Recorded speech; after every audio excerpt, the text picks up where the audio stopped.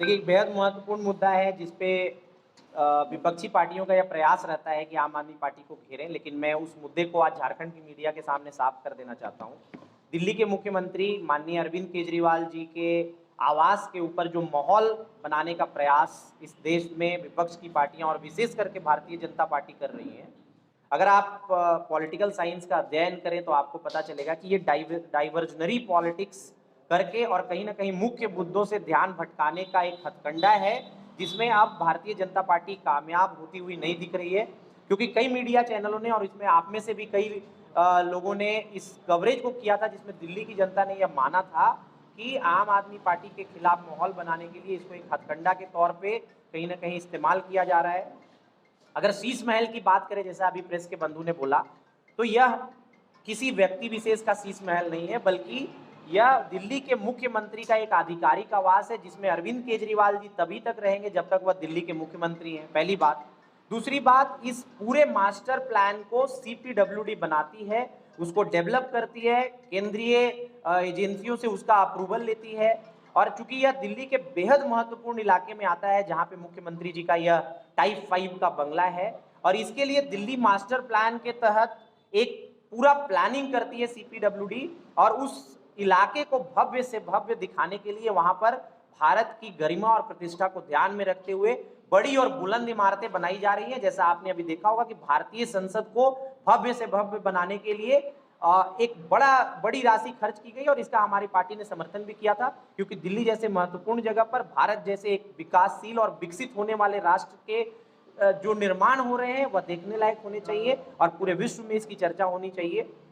अगर आप इस कंटेक्स्ट में देखेंगे तो दिल्ली के मुख्यमंत्री का आवास अगर 45 करोड़ रुपए में बना है, वह भी पूरी प्रक्रियाओं के तहत बना है, सीपीडब्ल्यूडी ने बनाया है, कोई आम आदमी पार्टी ने और मुख्यमंत्री जी ने खुद बनाया नहीं है। तो आपको भारतीय जनता पार्टी की मंशा साफ नजर आएगी कि डाइवर्जनरी पॉलिटिक्स करके आम आदमी पार्टी की बढ़ती लोकप्रियता से और माननीय अरविंद केजरीवाल जी की बढ़ती लोकप्रियता से पंजाब में हमारे सरकार द्वारा किए गए अभूतपूर्व विकास कार्यों से घबराकर कहीं ना कहीं ध्यान भटकाने की राजनीति भारतीय जनता पार्टी कर रही है, और देश की जनता यह देख रही है और दिल्ली की जनता यह देख रही है, और इसमें इन्हें कामयाबी नहीं मिलेगी, इसका पूरे आम आदमी पार्टी को विश्वास है।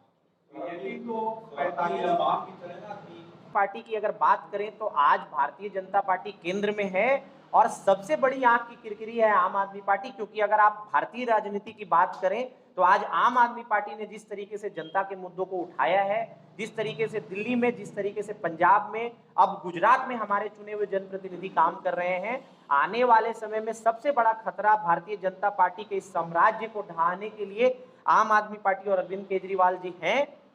ऐसा भारतीय जनता पार्टी के सारे प्रवक्ता और नेता मानते हैं, और उनकी बात से भी आपको पता चलेगा कि लगभग 80% डिस्कशन जो होता है भारतीय जनता पार्टी के प्रवक्ताओं और नेताओं का, वो आम आदमी पार्टी के इर्द गिर्द घूमने लगा है, जो पहले कभी ना कभी कांग्रेस और अन्य विपक्षी पार्टियों की ओर होता था। इसलिए जब सवाल भारतीय जनता पार्टी का होता है तो हमारे जवाब भी भारतीय जनता पार्टी को केंद्रित होते हैं। लेकिन हमारा यह मानना है कि भारतीय राजनीति में जितनी भी पार्टियां रही हैं जो परंपरागत राजनीति करती रही हैं, कहीं ना कहीं इन सारी पार्टियों ने भारत की समस्याओं पर, भारतीयों की समस्याओं पर और आम लोगों की समस्याओं पर आम जनता को ठगने का प्रयास किया है, और आज इसीलिए आम आदमी पार्टी एक मजबूत विकल्प के रूप में आई है, और इतना जन समर्थन अरविंद केजरीवाल जी को मिल रहा है और पूरी आम आदमी पार्टी को मिल रहा है। इसलिए ऐसा नहीं है कि सिर्फ भारतीय जनता पार्टी। आप लालू प्रसाद,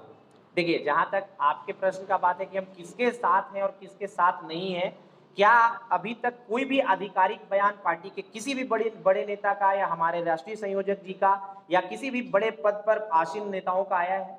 राजनीति एक जोड़ तोड़ और संभावनाओं का गणित होता है, और इस गणित के चलते हम राजनीतिक मुलाकात करते रहते हैं हमारी अन्य पार्टी के नेताओं से, बल्कि अन्य पार्टी क्यों कहे, भारतीय जनता पार्टी के भी बड़े नेताओं से बातचीत और मुलाकात होती रहती है। लेकिन ऐसे किसी भी आधिकारिक गठबंधन की अभी घोषणा नहीं हुई है, पहली बात। दूसरी बात कि उसके लिए हमारे पार्टी की बड़ी कमेटियां और बड़े नेताओं का एक पूरा समूह है, हमारे राष्ट्रीय प्रवक्ता हैं, वह समय आने पर आपको इस राजनीतिक समीकरण के बारे में बताएंगे। लेकिन ऐसा कोई भी समीकरण अभी आधिकारिक रूप से आम आदमी पार्टी ने नहीं बनाया, वक्त आने पर इसकी चर्चा परिचर्चा की है। विश्वास करते हैं, आपने ही कहा।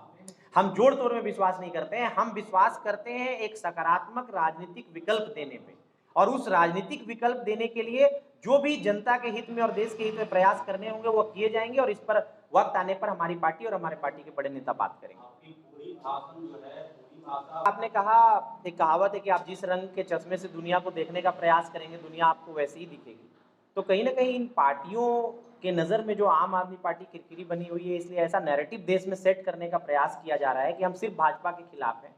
अगर आप झारखंड के कंटेक्स्ट की बात करें तो मैं बतौर प्रदेश प्रवक्ता यह जिम्मेदारी लेता हूं और आपसे रिक्वेस्ट करता हूं कि आप पिछले कुछ दिनों में आम आदमी पार्टी के प्रवक्ताओं द्वारा किए गए टीवी डिबेट्स को देखें। आप सब मीडिया के लोग हैं, मैंने बतौर प्रवक्ता खुद झारखंड में हो रहे हैं वित्तीय भ्रष्टाचार के मामले में, खनन मामले में, जो अभी हाल का जमीन घोटाला हुआ उस मामले में सरकार की भूमिका पर हमने पूरी ईमानदारी के साथ सवाल उठाए हैं और भारतीय जनता पार्टी के नीतियों का भी विरोध किया है।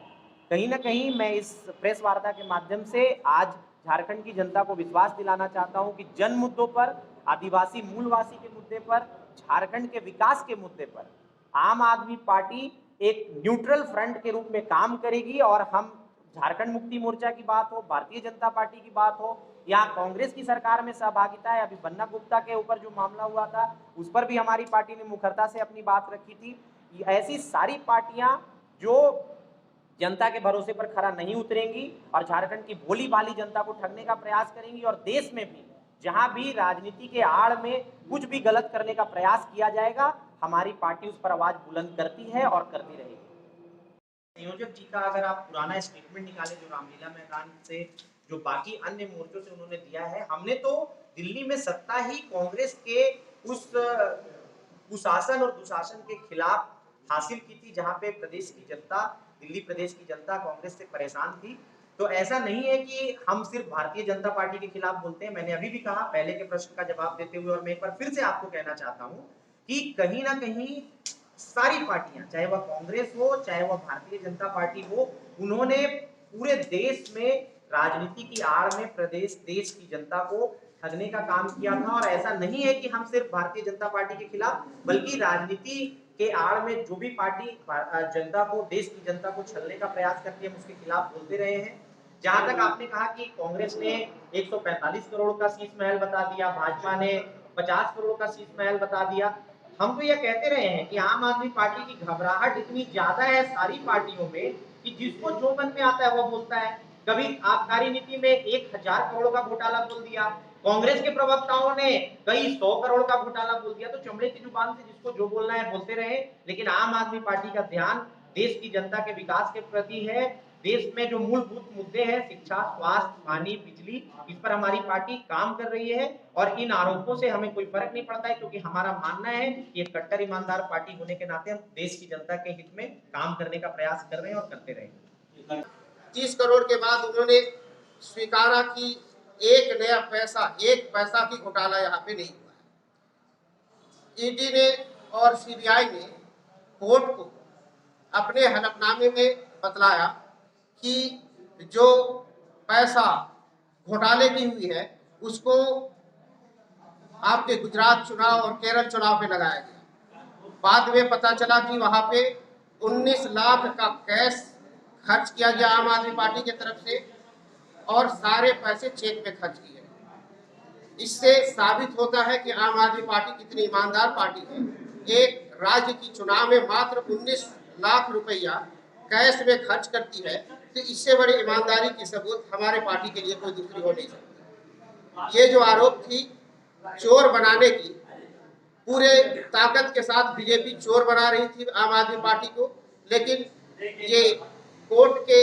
माध्यम से ये साबित हो गया कि आम आदमी पार्टी पूरी ईमानदार पार्टी है और इतनी ईमानदार पार्टी विश्व में कोई दूसरी पार्टी नहीं।